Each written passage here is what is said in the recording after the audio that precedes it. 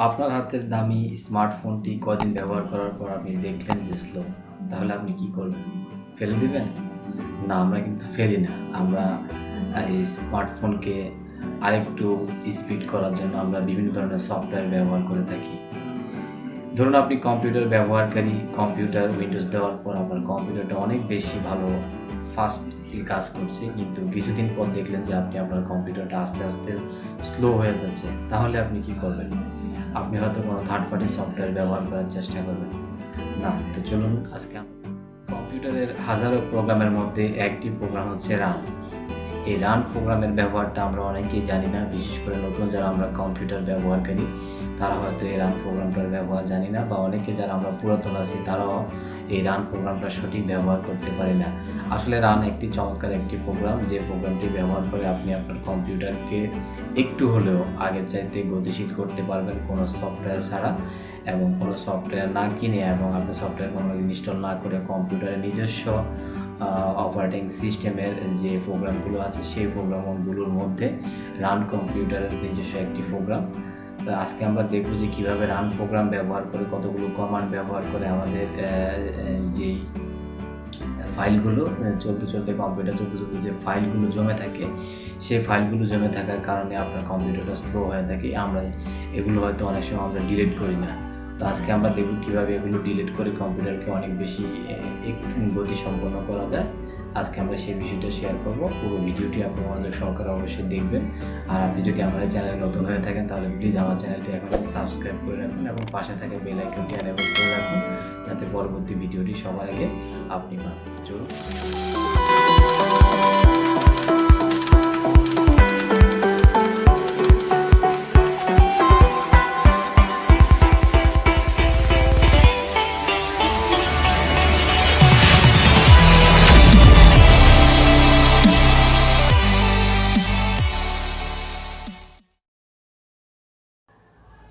Welcome back. এই হচ্ছে আমার কম্পিউটারের হোম স্ক্রিন। তো আপনি আপনাকে মাউসের যে পয়েন্টটা সেখানে দেখতে পাচ্ছেন যে একটা রান প্রোগ্রাম। আপনি যদি রান প্রোগ্রামটি প্রথমে না আনেন তাহলে আপনি কম্পিউটারে যে সার্চ অপশন আছে সেই সার্চ অপশনে অবশ্যই আপনি রান প্রোগ্রামটি থাকবে। তো সার্চ অপশনে আপনাকে গিয়ে লিখতে হবে রান লিখলে আপনি এখানে একটা প্রোগ্রাম দেখবেন, তারপর ড্র্যাগ করে কম্পিউটারের হোম স্ক্রিনে ছেড়ে দিলে আপনার রান প্রোগ্রামটি সচল হয়ে যাবে।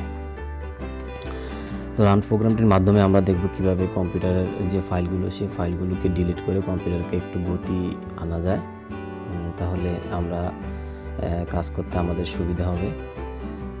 আর রান প্রোগ্রামটি পাওয়ার আরেকটি অপশন হচ্ছে যে আপনার কম্পিউটারের যে অ্যাক্সেসরিজ থাকবে, অ্যাক্সেসরিজে গেলে আপনি রান প্রোগ্রামটি পাবেন, অথবা কম্পিউটার থেকে আপনার উইন্ডোজ প্লাস আর এই দুইটি বাটন একসাথে চাপ দিলেও কিন্তু আপনি কম্পিউটারের যে রান অপশন সেই রান অপশনটি পাবেন। তাহলে রান অপশন যেভাবে আনা হোক না কেন অপশনগুলোর কাজ একই রকম। তাহলে আমরা দেখব তাই এই রান অপশনে কী লিখতে হয়। প্রথমে দেখলাম আমরা টেম্প পার্সেন্টেজ সামনে এবং পিছনে দিয়ে আপনি ওকে বাটনে ক্লিক করবেন। ক্লিক করলেই দেখবেন আপনার কম্পিউটারে অনেকগুলো ফাইল আগে থেকে জমা হয়ে আছে। এগুলো আপনাকে ড্র্যাগ করে সিলেক্ট করে তারপর ডিলিট অপশানে চাপ দিয়ে এটাকে ডিলিট করতে হবে, তারপর ইয়েস দিবেন। কিছু কথা বলি, সেটা হচ্ছে কিছু ফাইল হয়তো ডিলিট নাও হতে পারে, তো এই জন্য আপনি কোনো টেনশন করবেন না, কারণ রানিং যে প্রোগ্রাম ফাইলগুলো এই ফাইলগুলো সাধারণত ডিলিট হয় না। যথারীতি আবার আপনি রান অপশনে ক্লিক করবেন। রান অপশনে ক্লিক করে এবার শুধু লিখবেন পার্সেন্টেজ ছাড়া, তারপর ওকে বাটনে ক্লিক করবেন।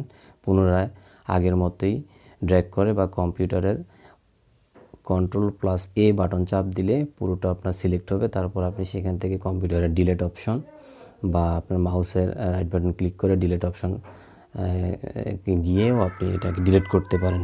পুনরায় ঠিক একই মতন সবগুলো ফাইল ডিলিট নাও হতে পারে, এই জন্য আপনি কোনো টেনশন করবেন না, কারণ কিছু ফাইল রানিং থাকে, এগুলো আপনার ডিলিট হয় না। তো এইভাবে আমরা দেখব যে কি করে অন্যান্য লেখাগুলো লিখতে হয়। আপনাকে লিখতে হবে রিসেন্ট, তারপরে প্রিপেজ, তারপরে লিখতে হবে ক্লিন এমজিআর, তারপর ট্রিটা আপনার ব্যবহার অনেকে জানি, কিন্তু ক্লিন এমজিআর এর ব্যবহারটা অনেকে জানি না। তাহলে ক্লিন এমজিআরটা দিয়ে আপনি সকল ড্রাইভ একটা একটা করে আপনি ক্লিন করতে পারবেন। তো পরবর্তী ভিডিওতে আবার দেখা হবে। ধন্যবাদ।